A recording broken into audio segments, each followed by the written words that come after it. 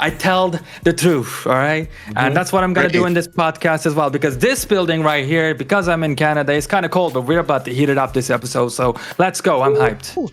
There y'all go from the GOAT. Mr. Dubbs, I'm going to let you run this one. What interesting facts did we find out about Ultra Pro Wrestling this week? There was some interesting confirmations on stuff that was mentioned months ago, which I think was probably one of the most exciting parts of the interview for me, was hearing that all DLC, outside of obviously the DLC characters that we're already aware of, as they do a 50-50 split for all DLC characters. But as far as upgrades to the career mode, future move sets, creation aspects, match types, everything that's going to be coming to the game over the course of many years in the future is all going to be free. And that was something they talked about months ago. But since they added all these DLC characters and everything that, of course, are paid, I wasn't sure if they were sticking with that. So getting that confirmation today was really awesome. So, yeah. All right, and I do want to stop and talk about that part first. So he did confirm that when this game comes out, some match types may not be included, but I think this is really good with his run of interviews he's doing right now, because we know what to expect. All of these match types might not be in there to begin with, but they are going to work on getting these match types in, and once they are in, they're going to be free. So we're not going to have to worry about paying for extra stuff that we should have got at day one when the game was released. Kero, you had any thoughts on that? I think that's the perfect way to handle it, actually. I would love if AEW Fight Forever followed the same thing. We get all the game modes, all the playable stuff for free, and then, hey, if you want to add an extra spice with a new wrestler, new moveset, cool moves, hey, go ahead, buy that wrestler. But yeah, I love that. It's a very good way of getting out of that dilemma. Yeah, I agree. What do you think about that, Loaded? Because I know you play AEW Fight Forever quite a bit, and you feel the lack of match types in that game. Not as much, but I will say the only thing we should be paying for is wrestlers. We should not be paying for game modes or matches at all. But, they got a low player count over there, so they got to make their money. Yeah, for sure. The DLC, the way he said it works for most games, because he said a lot of the wrestlers they've reached out to have been in some games before, some haven't, some knew how it worked, some it works differently if they're DLC or if they're in the base game. Generally, for something, say, like Legends of Wrestling, for example, it was the example he used. He said they're generally paid an upfront cost as to a certain percentage of what they think that character being in the game will reflect in revenue-wise towards the game. Whereas because Ultra Pro Wrestling is such a smaller studio, they can't give them anything upfront, which is why they've given a much more generous split than normally they would ever see in a DLC model, where they're giving them a 50-50 split. And the way now this wasn't in this interview, he mentioned this before, so I assume it's still the same. But he said he's actually going to let each wrestler name their price for how much they want the wrestler to cost.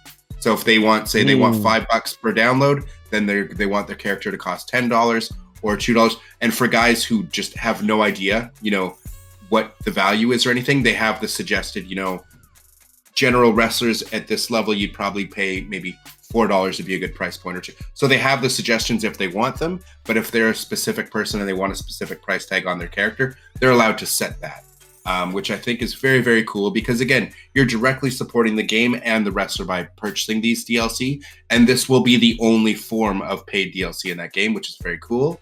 But what I wanted to touch on, that part of the interview that, since not everybody got a chance to see it, stuff that we did already know, but some people might not, is the on the creation side of things, they very much want their community creations to be cross-platform. So same as 2K Games is now. They want to, as opposed to what 2K's recently done with the modding community, they want to embrace the modding community. They're like, if they come up with cool stuff and they're able to put it up, they want it to be able to go on community creations and for everybody to be able to download it on any platform. So they very much want to embrace the creation side of things. And they also they don't know how the image uploader works with 2K, because he's not super familiar with the 2K games. So they want to have an image uploader that you can upload images into the game, like a PNG file, but they don't know how that will work and the difficulties of implementing that. So if at launch, because they would like to have that, but if they can't, they will have an in-game paint tool so that you can draw and make images in the game itself, so that you still have something. So there will be creators out there that are able to get that perfect Bret Hart pants or logo or whatever, even without an image uploader. But the goal is to have that image uploader for people just who weren't familiar. That was the goal. Same thing for music. They don't know how they can incorporate having your own music, and they know for people streaming the game or playing the game, that could cause issues if there's, you know what I mean? So they don't want to have licensing issues and stuff like that. So they're still trying to work it out, but they want to have a MIDI editor in the game. So you wouldn't have lyrics, but you would still be able to get like that N64 sound of like Stone Cold Steve Austin's theme of like the glass breaking and just that'd be cool.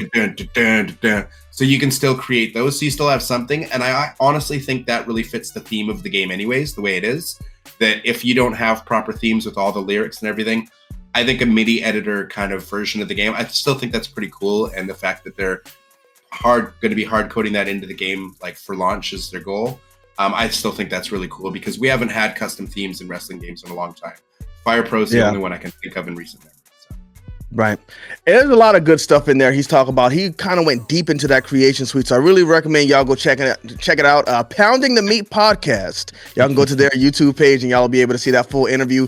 But one thing that stuck out to me during that interview was the fact that he said they were speaking to somebody who was invested in wrestling games and they might have an investor coming on board. So, I mean, if that's the case, then they might just meet the end of next year if they can get more people on board to actually help them get the game built. And another thing he mentioned was them licensing out the engine. He said somebody reached out to them because they wanted to use that engine to bring another game back that used it before. And I'm thinking it might be Def Jam. I don't know. It sounds to me like it could be Def Jam because I don't think WWE's reaching out to them because you don't say no to that if WWE's asking you to get the engine. Yeah. And the only one I really know is maybe Ultimate Muscle or a game like Def Jam. Ultimate Muscle would be awesome. Ultimate Muscle would be so cool. Oh. Yeah, I love the GameCube games they had. Anybody ever check those out? Any of y'all ever check out the Ultimate Muscle games in the Aki engine? Never played it. Still got them. I never got to play them, but I'd seen the videos and stuff from them. They looked very cool. I played all the Def Jam games that were made under the Aki engine, though. Nice. Yeah. Yep. So that's cool. I mean, hopefully if they do license the engine out of this for something like a Def Jam game, because I would like to see what they would do with that. It could be interesting. But again, make sure y'all go check out Pounding the Meat podcast on YouTube. They got some good stuff up there. Check out that interview. It's definitely an interesting one. I was just saying Vinny Vegas did a great job with the interview. Shout out to Vinny. Vegas. Yeah, that was very cool. All right. Again, y'all keep an eye on Stryzer Tube Wrestling because he will have a very unique interview coming up here with Mr.Dubbs, and I'm sure y'all gonna want to check that one out. All right, so the next game we're gonna talk about is WWE 2K24 because